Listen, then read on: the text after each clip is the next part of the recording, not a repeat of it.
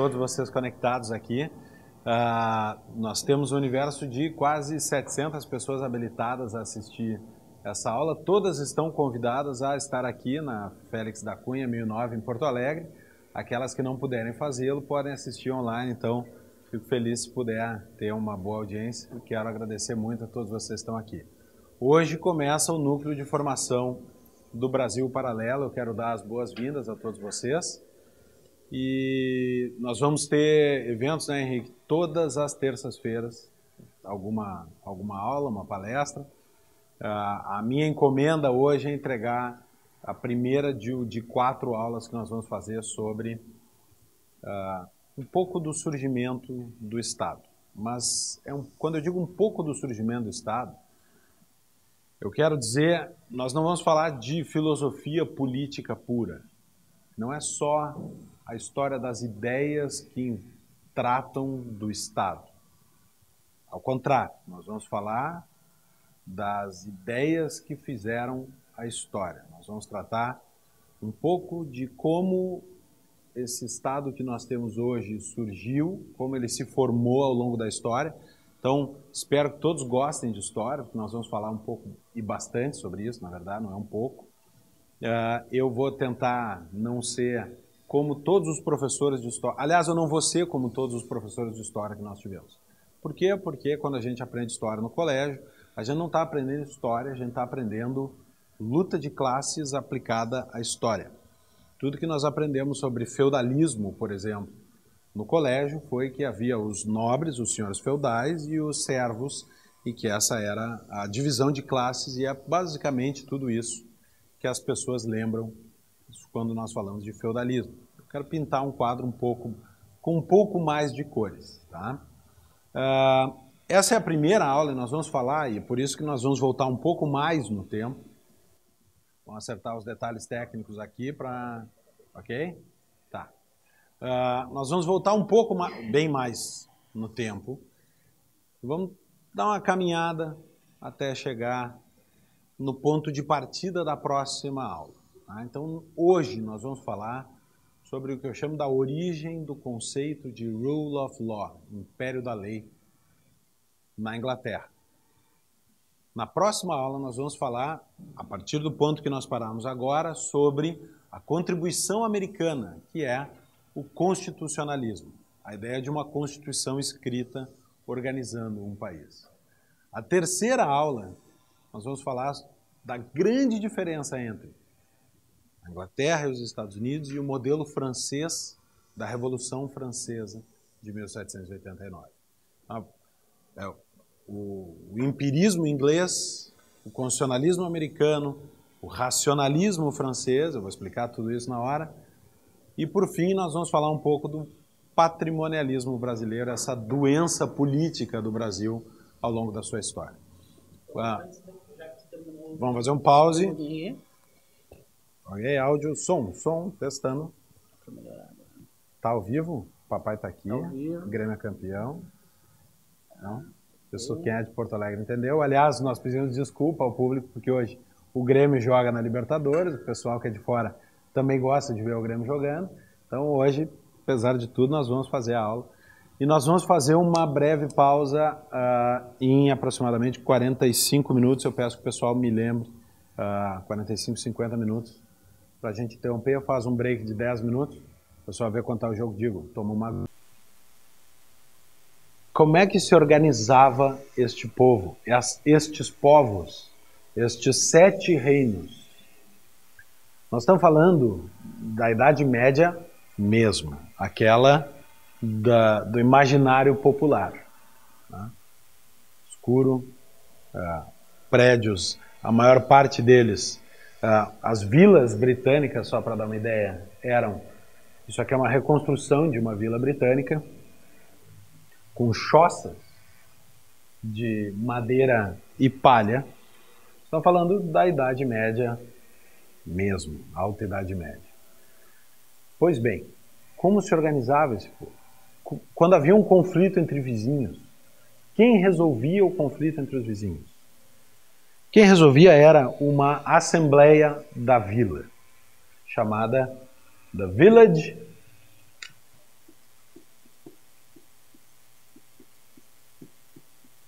Mut, a Assembleia da Vila. Todos os habitantes se reuniam e essas vilas tinham, numa média, 10, 12 casas. Portanto, todos se reuniam e julgavam o caso.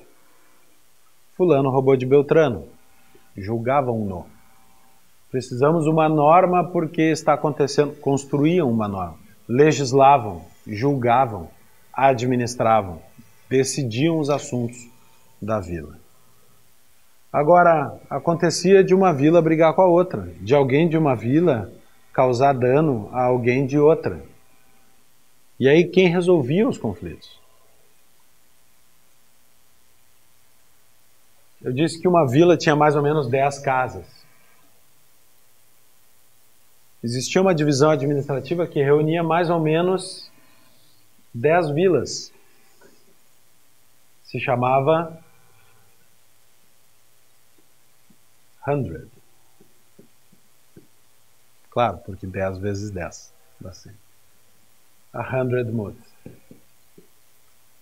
Por que é tão importante isso, saber quem decide os assuntos? Porque aqui uma decisão que é feita numa vila não é comunicada a outra vila. A decisão fica ali e passa a ser uma norma daquela vila. A decisão que é tomada na 100 mut passa a ser uma norma para aquele conjunto de 10 vilas. E quando alguém de uma 100 briga com alguém de outra, existia a reunião do condado, Shire Mut. Em tese, eu posso recorrer de uma decisão daqui para cá e recorrer de uma decisão daqui para cá. Agora pensem no que é um recurso numa época dessa. O que significa levar um assunto para ser decidido no condado? Significa um cavalo ou um burro para a locomoção. Significa 3 ou 4 dias de estrada. Significa juntar comida suficiente ou dinheiro para esta pessoa se locomover e sobreviver durante 3 ou 4 dias. Nós estamos falando de um período da Idade Média em que o trabalho de uma pessoa durante 6 dias para ir e voltar faz falta numa vila. Ou seja, é muito caro. É muito caro sair da vila para resolver um problema. Não tanto aqui, mas aqui. É muito caro. Não podem sair os 10, não podem sair os 100. E aqui surge um sistema de representação. No encontro da Shire Mut, cada 100 mandava 4 de seus best men. 4 de seus melhores homens. Faz a gente pensar na forma como a gente escolhe nossos deputados hoje, né? Os nossos melhores homens. 4 de seus melhores homens. Cada vila mandava. E lá, na presença do xerife, do sheriff, na presença do bispo ou do padre, dependendo do tamanho do condado, lá eram decididos os assuntos, feitas as leis. Isso gerou, na Inglaterra, um sistema em que, primeiro, o governo é local porque é muito caro levar uma decisão para a capital, para o rei. A decisão não chegava no rei. É muito caro levar uma decisão para o condado. É um pouco caro e demora reunir a 100 mut. E, portanto, é um sistema, primeiro, de poder local. Segundo, é um sistema de poder empírico, em que as decisões e as normas são feitas a partir dos casos concretos. Deu uma briga, traz para cá, decide. Decidiu, a decisão vira uma norma geral. Nós chamamos isso de um modelo indutivo. Eu saio do caso concreto para uma norma abstrata. Isso vai ficar muito importante quando a gente falar da diferença com a França. Ou seja, É o caso concreto, é o processo judicial, é o julgamento que faz a norma. O direito nasce dos casos concretos. Ok? Isso é fundamental. Por quê? Existe depois isso aqui, da village, da hundred e do shire. Tá faltando um nível da federação aqui, não tá? Isso aqui é quase uma cidadezinha, isso é isso é quase um bairro, isso é uma cidade, isso é um estado. O que está faltando? A do país, né? O rei tinha a sua própria reunião de sábios. Era a Uitena, sábio, Ge, grande, Mut. Aí é com um O só, não sei porquê. A grande reunião dos sábios, a Witenagemot. Também conhecida como The Witan, os sábios do reino. Isso aqui deu origem ao Senado, a Casa dos Lordes. Isso aqui deu origem à Casa dos Comuns. Para nós brasileiros, Câmara dos Deputados e Senado. Aqui surgia, sem os romanos, um direito inglês de verdade, experimentado na prática.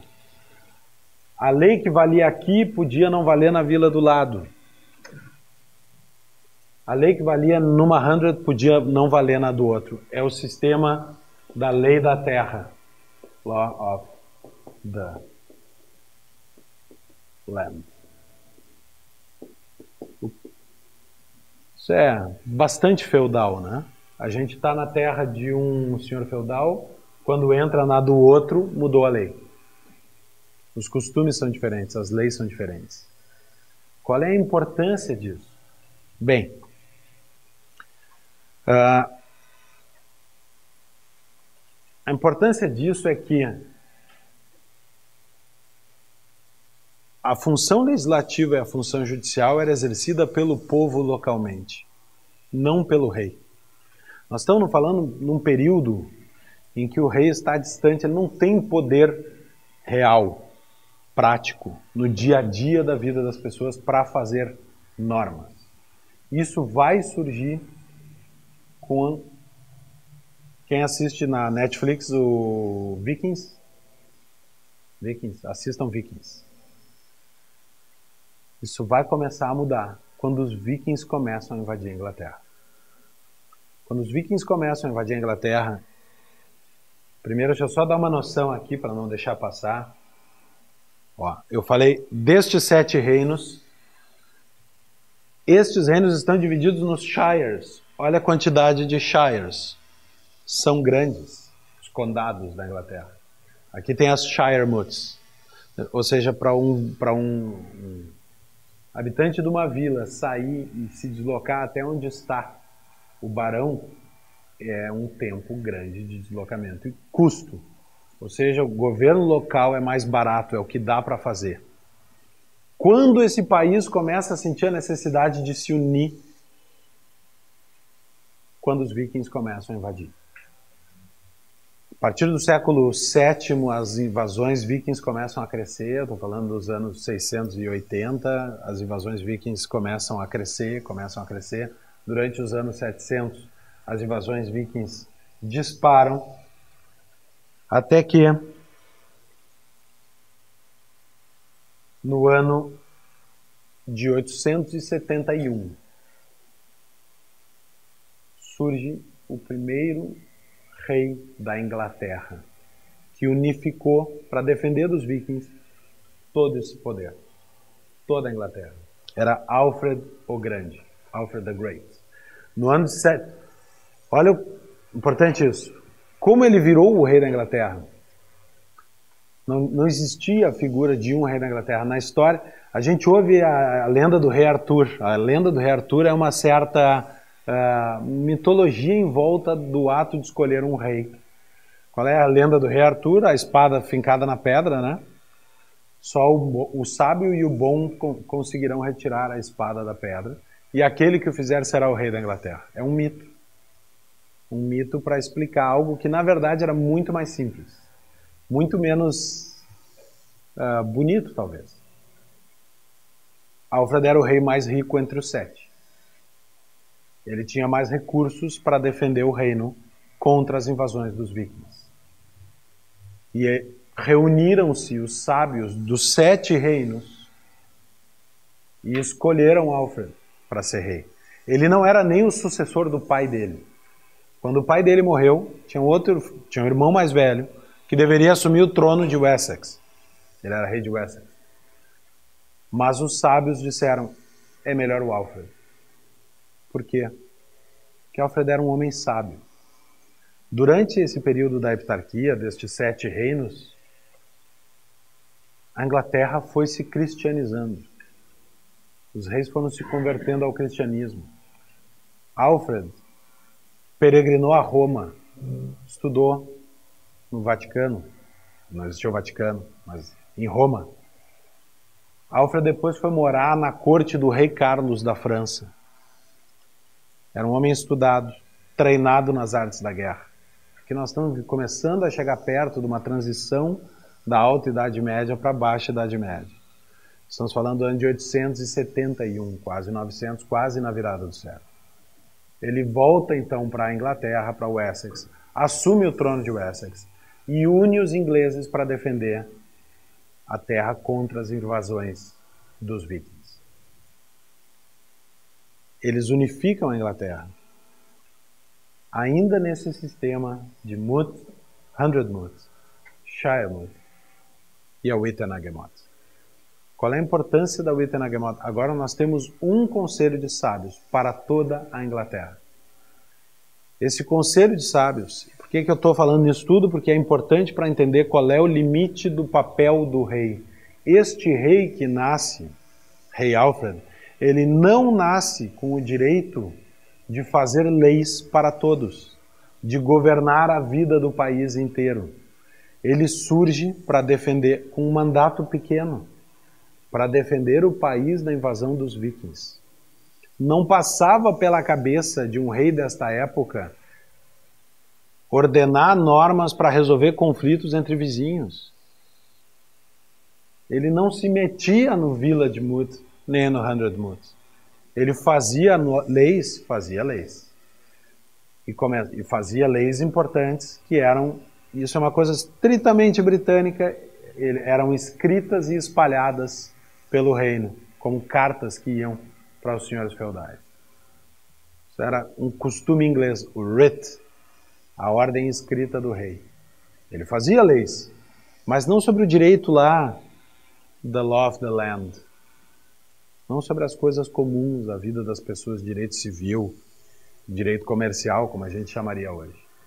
Ele nasce como um senhor da guerra. Ele cobra impostos apenas para fazer guerra. Ele funda a Marinha Britânica e consegue, por fim, vencer os dinamarqueses, os vikings. E a Inglaterra passa a existir como um país só. Um país só governado por estes reis anglo-saxões, até que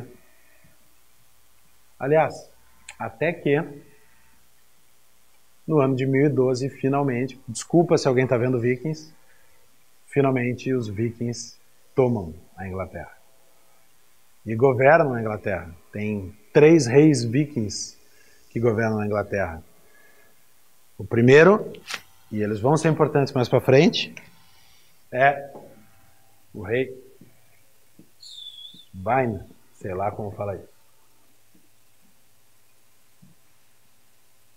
A gente pensa nos vikings como seres agaro horrível, né? Violentos, e eles eram bons guerreiros, quase bárbaros, não é? Os vikings tinham códigos de leis que eles trouxeram para a Inglaterra. Os reis vikings estabeleceram regras de direito comercial marino pelo mar. Os reis vikings, especialmente um chamado Knut, filho de Svein, eram cristãos. Canuto era um rei cristão e tem um episódio em que ele... Isso é importante quando nós falamos disso aqui, ó. Estou falando de uma tradição de rule of law.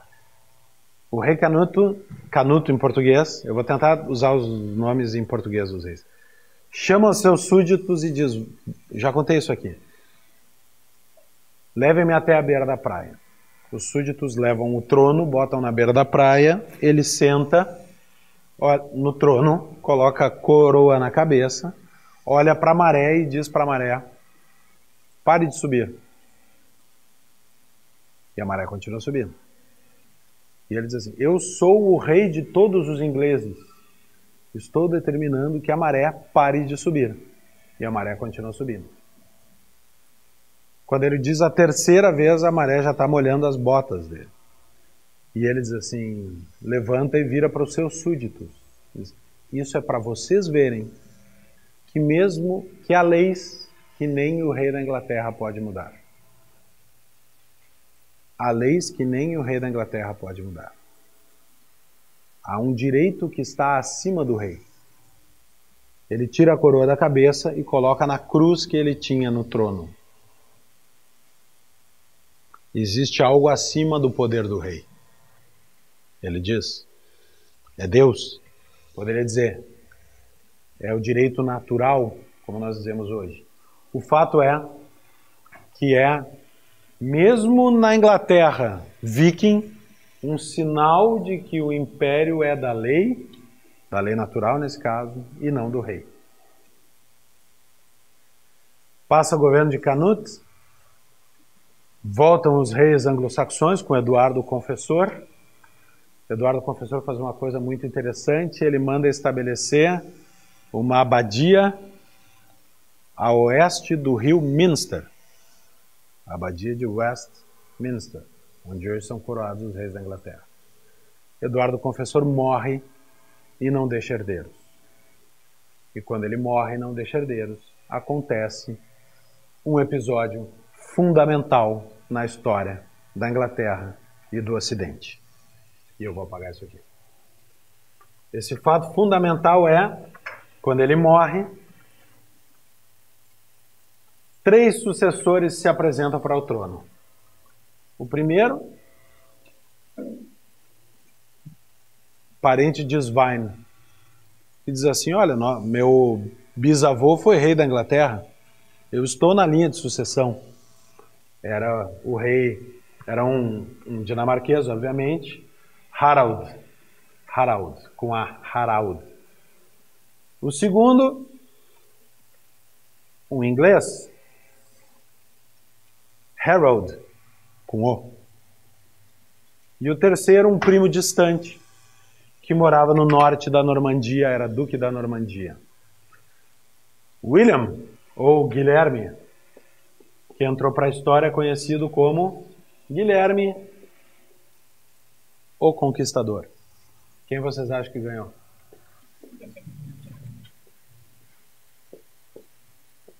Guilherme Conquistador, rei duque da Normandia, no ano de 1066. Invade a Inglaterra, vence uma batalha, a Batalha de Hastings, e marcha sem impedimentos até Londres.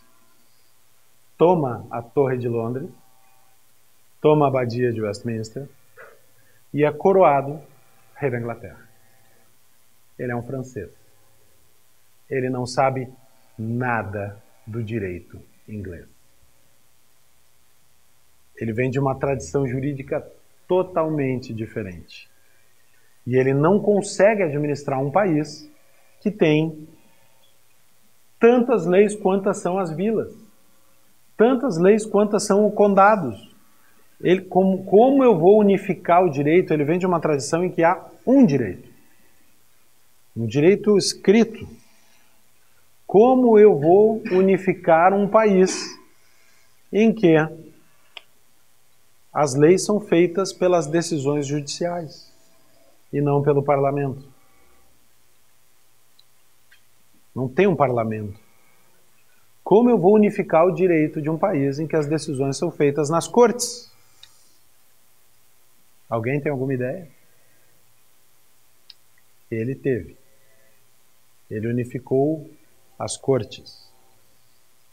Ele não escreveu uma lei sobre o direito. Aliás, a lei que ele escreveu diz assim: eu, Guilherme, adoto todas as leis de Eduardo o Confessor. Toda a tradição do direito inglês. Mas tem uma coisa. Agora vai existir uma figura que nunca houve. O juiz do rei, para o qual todas as decisões são apeláveis. Ou seja, todas as decisões vão passar para os juízes do rei, que vão unificar as decisões país afora. E os juízes do rei iam de vila em vila, de hundred em hundred, de shire em shire, julgando os casos, revisando os casos que tinham sido julgados. E unificando o direito na Inglaterra. Percebe que aqui tem uma ferramenta que os reis anglo-saxões não tinham, de mexer no direito de uma forma centralizada. Ele unifica tudo através dos juízes do rei. E de um modelo de a lei da terra, nós entramos agora, pela primeira vez, no sistema em que há uma lei comum para toda a Inglaterra.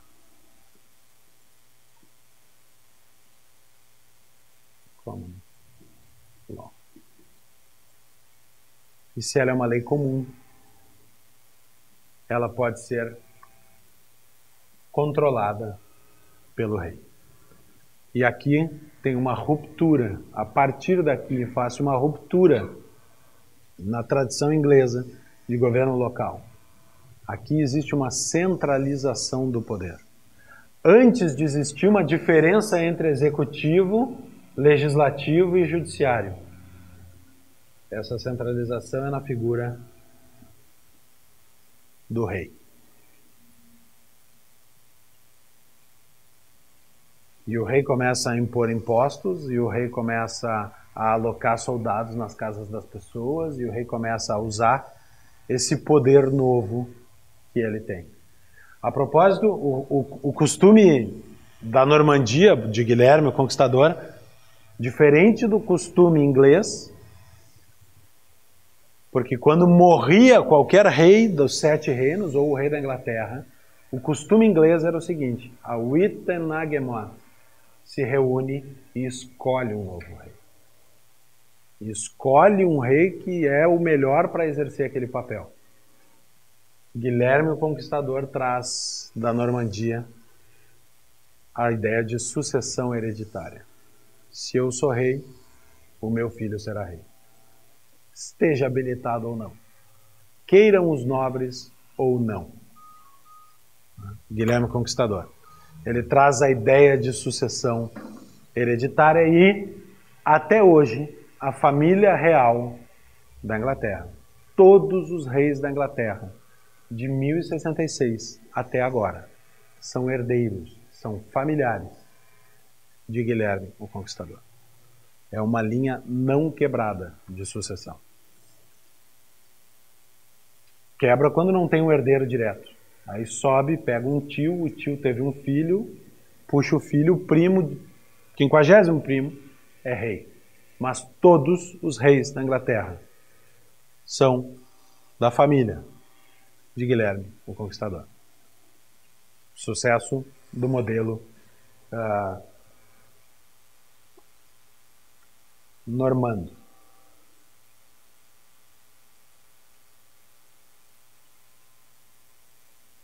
Esse modelo vira de abusos e de concentração no rei até uma data histórica. No ano de 1215, acontece uma revolta dos barões contra o rei.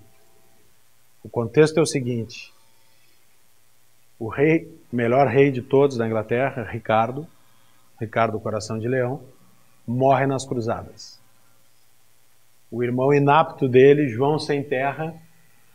Quem viu Robin Hood é o rei do Robin Hood. Tá? João Sem Terra abusa do poder, cobra impostos para pagar uma guerra com a França, aumenta a colocação de soldados nas casas das pessoas que se apropriam de comida, se apropriam das casas das pessoas. Em 1215 acontece uma revolta contra o rei. Por quê? Arguindo o quê? Arguindo a velha tradição britânica de que o rei não está acima do direito. E obrigam João Sem Terra a assinar a Magna Carta.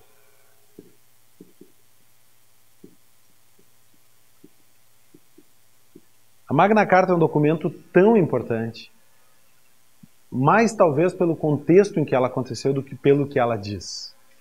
O contexto em que ela aconteceu foi uma revolta dos barões ingleses contra o rei. Isso é, arguindo a lei contra o rei. Isso é um esforço da nobreza inglesa para dizer para o rei que ele estava abaixo da lei e não acima dela.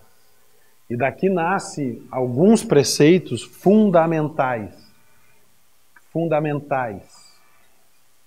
Como?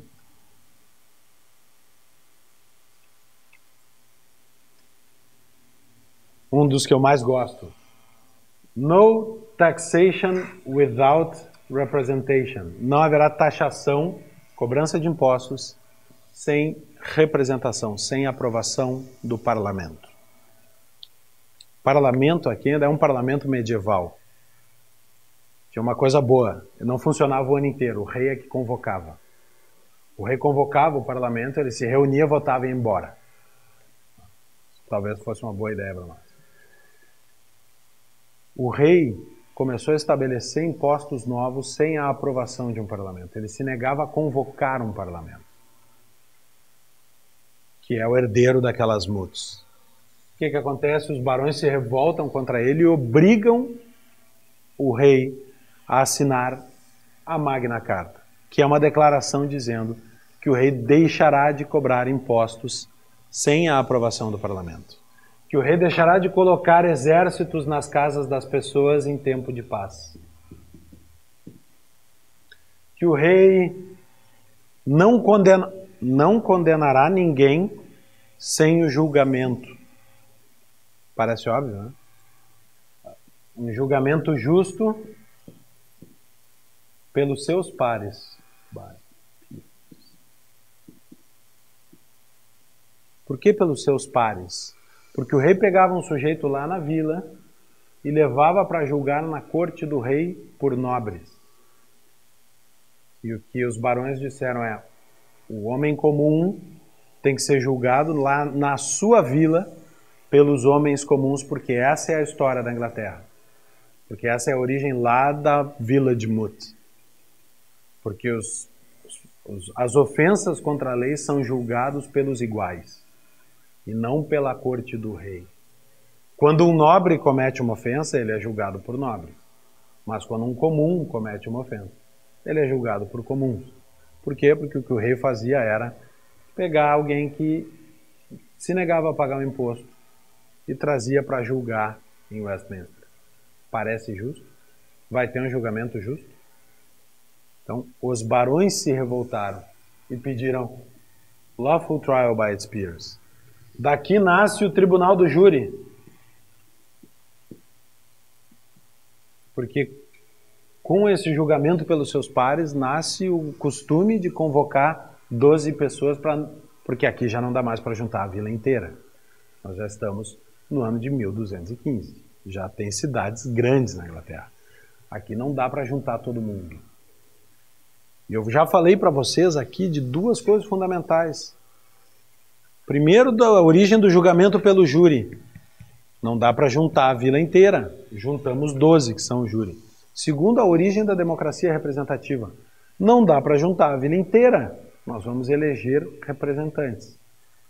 Estes parlamentos aqui, em 1265 surge o primeiro parlamento da Inglaterra, cujo modelo dura até hoje. É um modelo com duas casas. a Casa dos Lordes e a Casa dos Comuns, que são eleitos pelo povo. Estes são eleitos pelos homens livres das vilas, das aldeias. Estes são de dois tipos, a nobreza e o clero. Lords temporal and spiritual.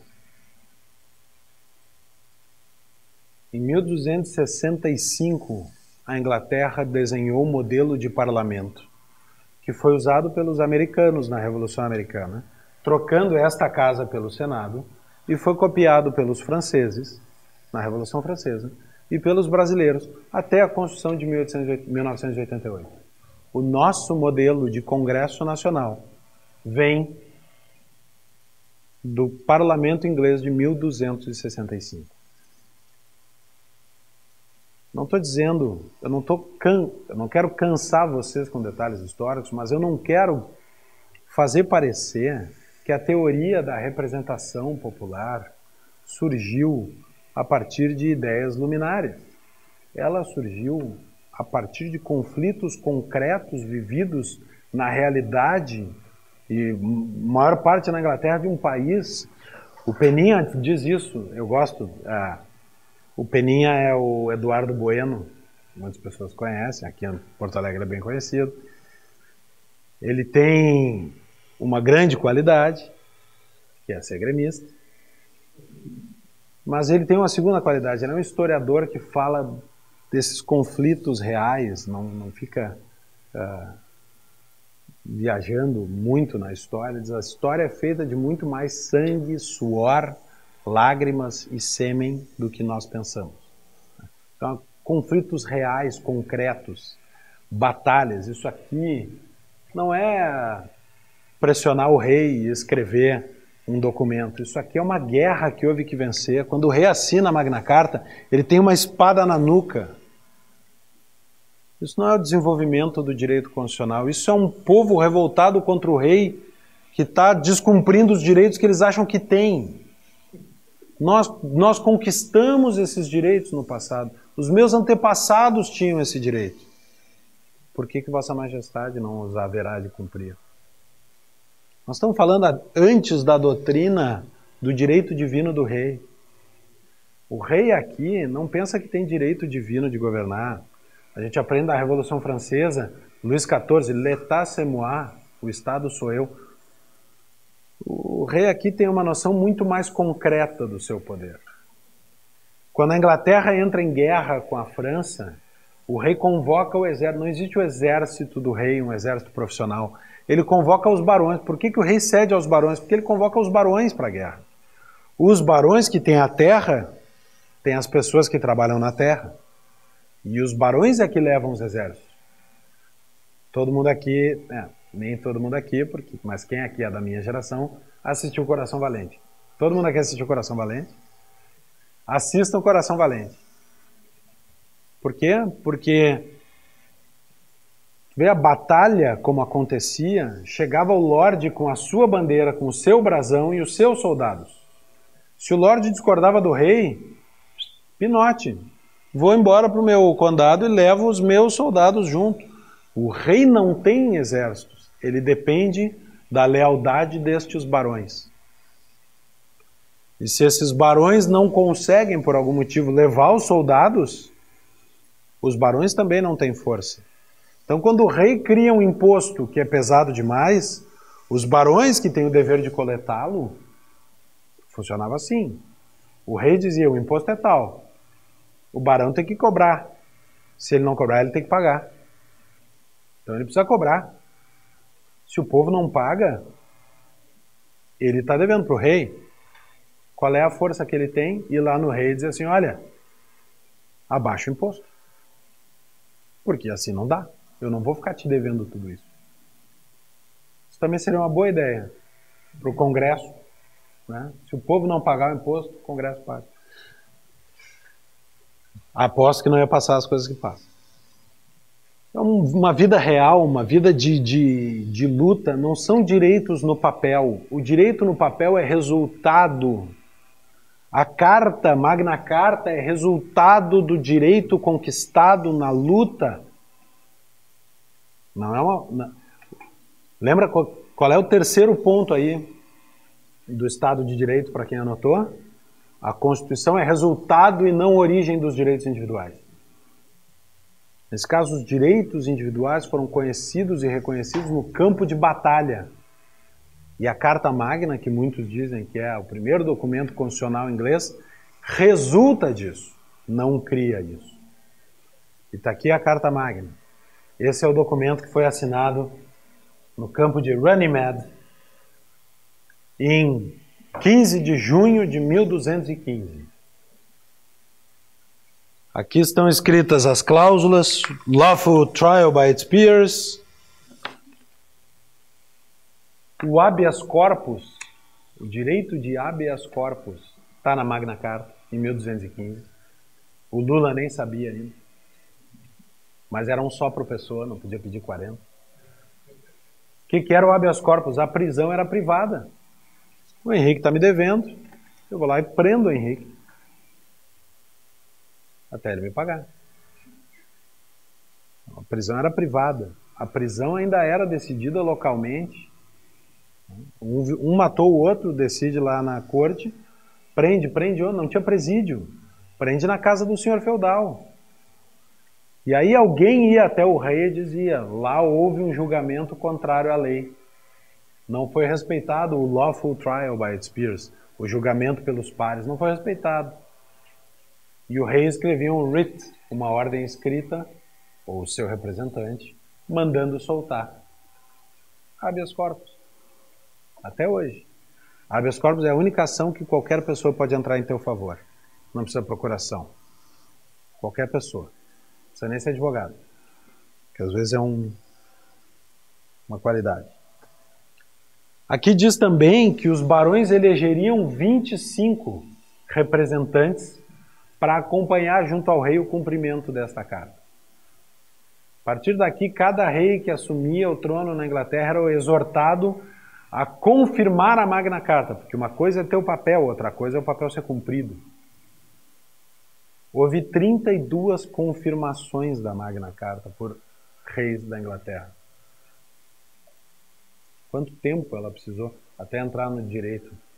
Estão vendo aquela coisa vermelha ali embaixo? Gasta? Aquilo é o selo do rei João sem terra. Comprovando que aquele é um documento real. Aquilo era a assinatura do rei. Ele é de uma cera dura, tão dura que ela só pode ser derretida numa forma de prata, que custa uma fortuna. E é basicamente essa a garantia de que aquele é o selo do rei. Porque é caro demais para copiar. Né? Que coisa medieval, né? Que coisa histórica. Sabe a BBC, a televisão na Inglaterra? Todo mundo já viu alguma coisa da BBC? A BBC tem uma carta do governo. Tipo, as televisões brasileiras também têm uma concessão. Querem ver a carta de concessão da BBC assinada pela Rainha Elizabeth II? Está aqui. Com o selo da Rainha Elizabeth II. Existe um alto cargo. Existe na Inglaterra 7 cargos, são os Great Officers, que estão acima do primeiro-ministro, formalmente. Um deles é o grande guarda do selo real. Tradição? Entende por que quando o inglês vai para o campo de batalha em 1215, ele tem aquela mentalidade de a tradição, o passado e a história do meu reino me deu esse direito? É um povo empírico, com uma visão de história, de construção do passado, de colher a tradição do passado. Tem o filme A Rainha. Não sei se alguém viu A Rainha. Levanta a mão. Não? Assistam A Rainha. Espetacular. É a história... Como é que nós estamos de tempo para contar a história de filme? Mais 5 minutos a gente faz intervalo, né? Depois de anos de governo do Partido Conservador, o Partido Trabalhista inglês ganha as eleições com Tony Blair. Tony Blair faz o que chamam um landslide, ele ganha a eleição de lavada. De lavada. o que diz a tradição e a Constituição inglesa, que não é escrita? Que o rei escolhe o primeiro-ministro. Não é a eleição que escolhe, é o rei que escolhe o primeiro-ministro. O primeiro-ministro tem o título de King in Parliament. Ele é o rei no parlamento. Ele representa o rei no parlamento. Há muito tempo, quem o rei escolhe para ser, ou a rainha, para ser o primeiro-ministro? O líder do partido que ganhou as eleições. É prudente que o faça. Por quê? Porque ganhou as eleições. O rei tem o poder legal de escolher qualquer pessoa? Tem. Mas a rainha Elizabeth escolheu o líder do partido que ganhou as eleições. Por quê? Porque não poderia fazer outra coisa. Não está escrito em lugar nenhum, mas é a Constituição inglesa. É a tradição. Nós conquistamos o direito de eleger o primeiro-ministro através do parlamento. Não está escrito em lugar nenhum. A rainha no filme chama, não me lembro o nome da atriz, alguém googleia. Ela chama o Tony Blair e tem uma cerimônia para ele ser nomeado. Ele para na porta, abrem a porta, bate 3 vezes, abrem a porta, ele saiu da rainha, caminha para 3 passos dela, não menos, cumprimenta de novo, ela o convida a sentar. E ela faz o convite para ele ser o primeiro-ministro. E quando ela faz o convite é que ele vira o primeiro-ministro da Inglaterra. Por que isso é interessante? Porque é a mesma cerimônia que é feita há mais de 500 anos pelos reis da Inglaterra quando escolhem o primeiro-ministro. Por que é assim? Não sei. Porque é assim. Sempre foi. É um símbolo da separação e da cooperação dos poderes na Inglaterra. Outra coisa que eu adoro é o discurso. O presidente dos Estados Unidos faz um discurso na abertura do ano, the State of the Union. Aquilo é copiado do discurso que a rainha faz na abertura do ano parlamentar inglês. O State Crown Speech, ou The Speech from the Throne, o discurso do trono. O parlamento se junta, a rainha chega, vai para a Casa dos Lordes. A Casa dos Lordes, que é a herdeira da Witenagemot, está sentada esperando a rainha, com seus hobbies, que são esses trajes, porque toda vez que eles se reúnem, eles usam esses trajes. A Casa dos Lordes está lá a rainha, lá no fundo, ó, aquele pontinho azul é a rainha. Ela chega, antes dela sentar, todos os lordes estão reunidos, ela manda buscar a Casa dos Comuns, que é a Câmara dos Deputados. Sai um representante da rainha, atravessa... Puxa, eu devia contar isso depois de falar outro negócio, mas eu vou explicar, eu faço a referência. Atravessa o corredor, para na frente da Câmara dos Comuns para convocar os comuns para ouvir o discurso da rainha. Quando ele para, um representante da Casa dos Comuns bate a porta na cara dele. Ele bate 3 vezes na porta com um cetro, abre-se a porta, ele entra e convida os comuns a atravessar o corredor para ouvir o discurso da rainha. Costumeiramente, o primeiro-ministro tem que responder com alguma coisa jocosa. Tipo, vamos ver se nós iremos. Algo assim. Só para mostrar a independência perante a rainha. É assim. Por que é assim? Porque sempre foi assim. Porque tem um ensinamento disso.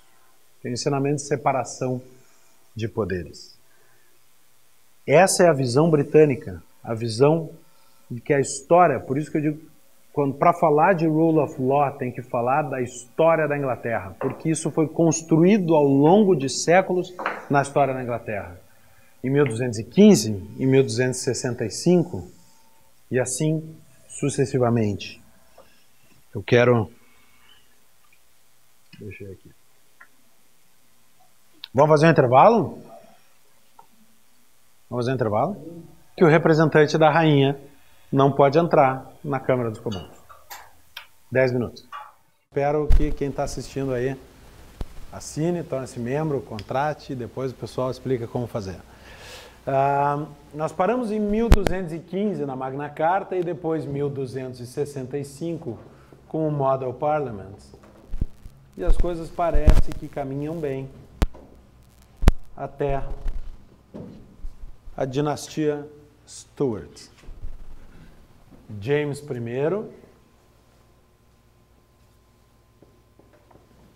I, aliás, nós vamos permear todas as aulas com Netflix.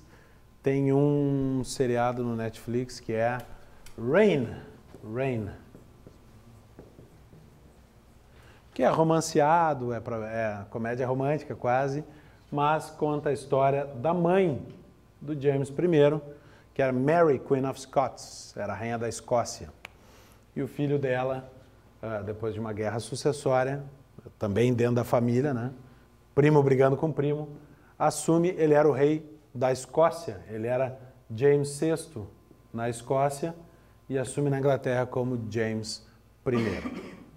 E o James I e o sucessor dele, Charles I, ou Carlos I, tem um conceito um pouco diferente da tradição britânica. Aqui surge, nós estamos falando dos anos 1600. Né? Aqui surge o conceito de uma monarquia absolutista. Tanto James quanto Carlos acreditavam que detinham o poder por direito divino. E aqui é aquela monarquia absolutista que a gente vê no colégio mesmo. O rei como soberano que faz a lei. O conceito de soberano na tradição é aquele que faz o direito em última instância. E aqui a soberania para James e Charles reside na pessoa do rei. E aqui os conflitos começam. O primeiro conflito ainda no reino de James I, que eu quero pontuar, é a história do ship money.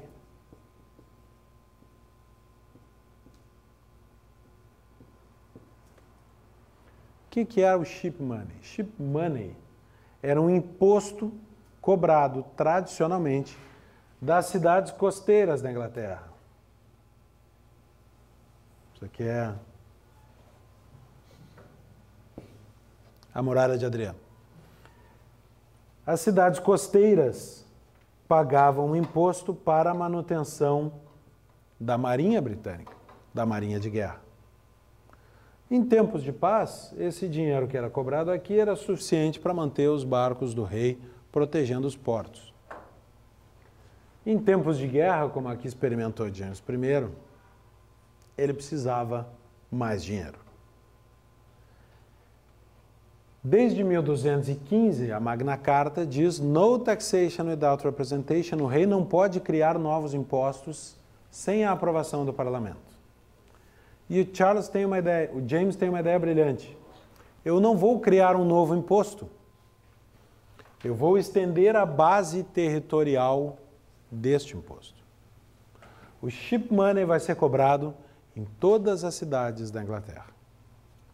Ele manda um writ, uma ordem, para que esse dinheiro seja cobrado, e esse dinheiro não consegue ser cobrado. Ele manda o segundo writ, e o dinheiro não é cobrado.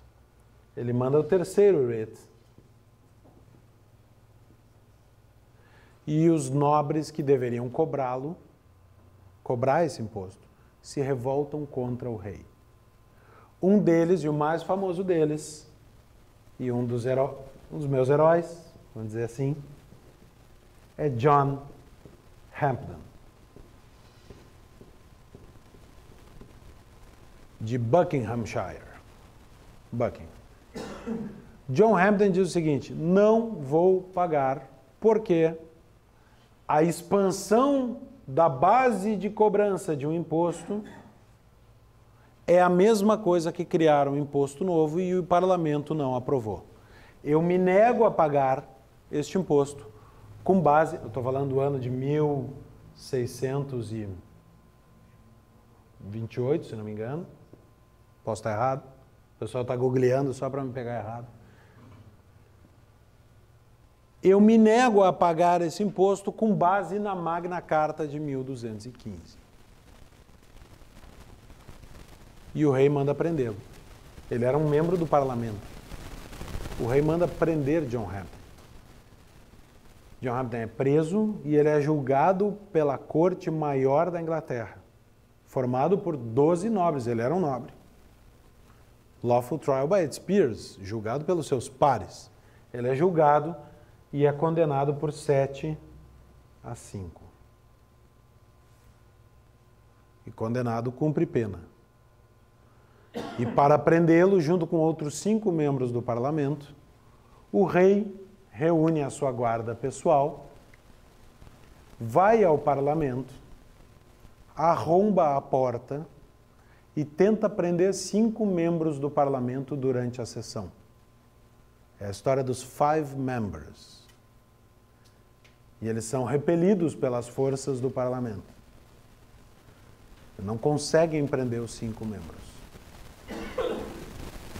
Desde então, James I, quem tentou prender o John Hampden já foi o filho dele. Charles I foi o último rei da Inglaterra a pisar na Câmara dos Comuns. Até hoje, eu disse, quando a rainha vai fazer o seu discurso, ela está sentada na Câmara dos Lordes, ela vai até, por um representante, ela manda um representante até a Câmara dos Comuns para convocar os comuns. E quando ele chega lá, ele bate na porta e batem-lhe a porta na cara. E esse ato lembra que o rei Charles I tentou invadir o parlamento para prender 5 de seus membros enquanto o parlamento estava em sessão. Isso é lembrado até hoje na abertura do ano legislativo. No Brasil, o avô do nosso ex-presidente Fernando Afonso Collor de Mello era senador e matou um homem a tiros dentro do plenário do Senado. E nós elegemos o neto dele presidente. Essa é a diferença de lembrança e recuerdo histórico do que acontece na Inglaterra, do que acontece no Brasil. Pois bem, toda essa briga dos Stuarts com o parlamento termina por provocar uma reação das cortes, e eu quero lembrar uma decisão jurídica de 1610, em que o rei perguntava se ele poderia alterar decisões do Congresso, do Senado, do Parlamento, com uma proclamação, uma ordem real. O Charles I tinha essa mania, ele fazia uma ordem real, se chama proclamação, e mandava incluí-la nos livros das leis como se fossem atos do parlamento. Porque ele tinha o direito divino de soberano. Até que a Suprema Corte da Inglaterra, a corte do próprio rei, diz o seguinte: o rei, por sua proclamação, não pode mudar qualquer parte da common law, qualquer parte da lei estatutória, que é aquela feita no parlamento, nem os costumes do reino. O rei, por proclamação, não pode fazê-lo. E aqui, quando eles dizem isso em 1610, eles cravam uma estaca que diz para o rei: até aqui o senhor pode vir, mas o senhor não é um monarca absoluto.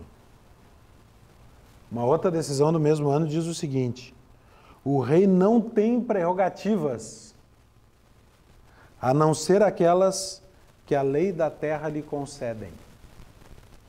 Ou seja, o poder do rei é concedido a ele pela lei da terra, não por Deus. Essa é uma diferença para um rei que se acha soberano absoluto. Tanto fez Charles I, tanto fez, que no ano de 1649, o parlamento se rebela contra o rei, condena à morte, e o rei da Inglaterra é decapitado. Ele é condenado à morte e decapitado por descumprir a Magna Carta de 1215. Entenderam por que hoje a rainha convida para assumir como primeiro-ministro quem ganha a eleição? Que é melhor não se passar? Melhor não exagerar no poder? Nasce aqui, em 1649, onde eu desenho 1649, aqui a Guerra Civil da Inglaterra. O parlamento monta o seu exército, o rei aqui profissionaliza e monta o seu exército, e os exércitos do rei enfrentam os exércitos do parlamento. E os exércitos do parlamento ganham. E por um período de alguns poucos anos, 7 ou 8 anos, a Inglaterra, de 1653 a 1659, a Inglaterra é uma república. Desfaz-se a monarquia. E o Lorde do Parlamento, Oliver Cromwell, assume como protetor da Inglaterra. Dura 6 anos a ruptura. E a monarquia inglesa é restabelecida com o filho de Charles I, Charles II. Aqui existe um conflito religioso importante, que é a questão da cisão da Inglaterra protestante contra os estados papais, né, contra o catolicismo, que tem um papel importante aqui também. Por quê? Porque esses ataques que Charles e James faziam eram contra um grupo religioso, que também estava protegido pela Carta Magna. Então, o que importa não é contra quem, para mim. O que importa é que houve uma infração do que a Carta Magna expressava. Volta a monarquia com Charles II, depois James II, que faz uma perseguição religiosa também. E a dinastia Stuart, destes 4 reis, termina com a Revolução Gloriosa. E aqui nós vamos chegando no final. A Revolução Gloriosa é inspirada no combate ao absolutismo. Estes reis achavam que o direito do monarca vinha de Deus e, portanto, nenhuma força na terra estava acima do rei. Nós estamos contando aqui uma história de Estado de Direito, de Rule of Law, que no item 1 dizia o seguinte: o soberano não tem poder arbitrário. Todo o poder do soberano lhe é dado pela lei da terra. É o que diz a decisão de 1610. O rei não tem prerrogativa a não ser aquelas que a lei da terra lhe dá. Vem a diferença? Essa decisão de 1610, que diz que o rei não pode, por proclamação, mudar qualquer parte da common law, só para dar uma ideia do que é o direito britânico, isso aqui foi citado como precedente na decisão de 2016 da Suprema Corte Inglesa, quando houve o referendo para sair, o plebiscito para sair da União Europeia ou não, o Brexit. O plebiscito disse sim, Brexit, saímos da União Europeia. E aí surgiu a questão, e agora o que fazemos? O governo da King in Parliament, o primeiro-ministro, o rei no parlamento, notifica a União Europeia? Ou isso tem que passar pelo parlamento ainda? E esse precedente foi usado para a Suprema Corte para dizer o seguinte: o rei não pode, por sua proclamação, mudar qualquer parte da common law, da lei dos estatutos ou dos costumes do reino. O rei é o primeiro-ministro, o rei no parlamento. Qual foi a decisão? O primeiro-ministro não pode, sem a aprovação do parlamento, notificar a União Europeia de que está saindo. E aí deu uma celeuma, Mas se teve o plebiscito, por que vão fazer o parlamento aprovar? Por isso, porque em 1610, uma decisão disse que o governo não pode desfazer uma lei sem outra lei. E aí pegaram o resultado do plebiscito, levaram para o parlamento e o parlamento aprovou. Agora o governo pode notificar a União Europeia que vai exercer o artigo 50, que é o direito de sair da União Europeia. Então, esse é o direito inglês. Em 1688, nós chegamos à Revolução Gloriosa. Na Revolução Gloriosa, James II é deposto do trono. Pelas mesmas infrações de colocar pessoas nas casas. Tem uma lista dos descumprimentos do rei. Perseguir 7 bispos. Estabelecer uma corte apenas para causas eclesiásticas. Levantar e manter um exército em período de paz sem a aceitação do parlamento. Estava na Magna Carta. Desarmar os protestantes e armar os católicos. Violar a eleição dos membros que servem no parlamento. Empregar pessoas desqualificadas para servir como juízes. Meu Deus. Requerer multas exacerbadas das pessoas em casos criminais. Ameaças, etc, etc, etc. Ameaçar as pessoas antes do julgamento. Ameaçar as pessoas com a punição antes do julgamento. O juiz hoje, no direito inglês, não anuncia para o réu a pena a que ele está sujeito se for condenado antes do julgamento. Por causa dessa cláusula do Bill of Rights. O que aconteceu? O rei descumpriu a tradição britânica. Esse direito descoberto que nasceu lá nas mutes medievais, lá nas vilas e fez o seu caminho através da história, se acumulando nesse direito constitucional não escrito da Inglaterra, porque eu não tenho uma Constituição inglesa para ler para vocês, porque ela não existe. Porque a Constituição inglesa só pode ser apresentada assim, contando a história da Inglaterra. Porque são decisões e normas e batalhas que se acumularam ao longo dos séculos, sempre num determinado sentido, de conter o poder do rei sobre as pessoas. E é por isso que a primeira dessas aulas é sobre o Rule of Law e a sua história na Grã-Bretanha. Porque é o surgimento de um princípio que acompanhou a história da Inglaterra. Sempre de baixo para cima, da luta do povo para os livros da lei. Nunca alguém sentou e pensou como seria bonito uma Carta Magna, vou escrevê-la. A Carta Magna sempre veio depois, o documento sempre veio depois da dificuldade, do fato, da guerra, da necessidade, do conflito. Sempre a história da Inglaterra se produziu a partir das pessoas para chegar nos livros da lei. Em 1689,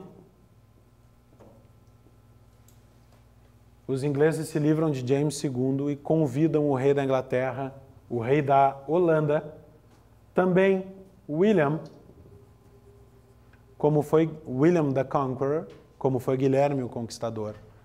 É o segundo William que vem de fora. Nesse caso, casado com uma parente da família real inglesa, portanto, uma linha seguida de sangue. William e Mary vêm governar a Inglaterra. Esse aqui era o Charles I, o decapitado, que pompa. E esse aqui é outro documento. O selo não está aparecendo, infelizmente. É um documento que nasce desta guerra aqui. da Revolução Gloriosa. É o English, porque existe um americano também, English, Bill of Rights, a Carta de Direitos. Que foi imposta a William e Mary. E aqui a tradição muda. A tradição é imutável? Não. A tradição muda quando há sentido. Nesta ocasião, William e Mary são coroados na mesma abadia de Westminster que Guilherme o Conquistador, 620 anos antes. E muda a cerimônia de coroação. Porque agora eles são expressamente perguntados na cerimônia de coroação se eles concordam e aceitam cumprir as leis do reino. Só para ficar claro. E se eles aceitam o Bill of Rights, que é a Carta de Direitos que nasceu dessa revolução e que é fonte do direito inglês até hoje. E que dizia o seguinte: o rei não pode, é ilegal para o rei, levantar dinheiro sem o consentimento do parlamento. É direito dos súditos peticionar ao rei. E é ilegal para o rei persegui-los por exercer esse direito. A manutenção de um exército em tempos de paz, sem o consentimento do parlamento, é ilegal. Os súditos protestantes, abre aspas, podem ter armas para sua defesa de acordo com as suas condições, autorizados assim pela lei. Fecha aspas. O que isso aqui vira depois, no futuro, na próxima aula? A segunda emenda à Constituição dos Estados Unidos. Nenhum cidadão pode ser proibido de portar armas para sua defesa. Isso é um direito político. É um direito de resistência ao Estado. É um direito de resistência à ditadura. Está aqui, 1689. Tá? A eleição dos membros do parlamento deve ser livre. A liberdade de freedom of speech, a liberdade de expressão nos debates do parlamento não será impedida ou questionada em qualquer corte ou fora dela. Isso aqui é a imunidade parlamentar. É a liberdade de expressão do parlamentar. Não é que o sujeito vai cometer um crime e vai ser julgado por uma corte. Não é foro privilegiado. Isso aqui é a imunidade parlamentar, que protege o exercício do parlamento. Fianças e multas não podem ser cruéis, nem os castigos podem ser inusuais. Os jurados em casos de alta traição, não podem ser nobres. Alta traição é trair o rei. Né? E o parlamento deve se reunir frequentemente. Por quê? Porque é a forma da democracia limitar o poder do rei através da lei. Depois desta revolução, nenhum rei da Inglaterra arguiu seu... Perguntas, dúvidas, angústias, anseios e preocupações. Em cima do vaso, cai e acerta e mata um boi. Se o proprietário do vaso ou o dono do muro tem que pagar uma indenização. Caso concreto. E aí, ao analisar o caso concreto, o Poder Judiciário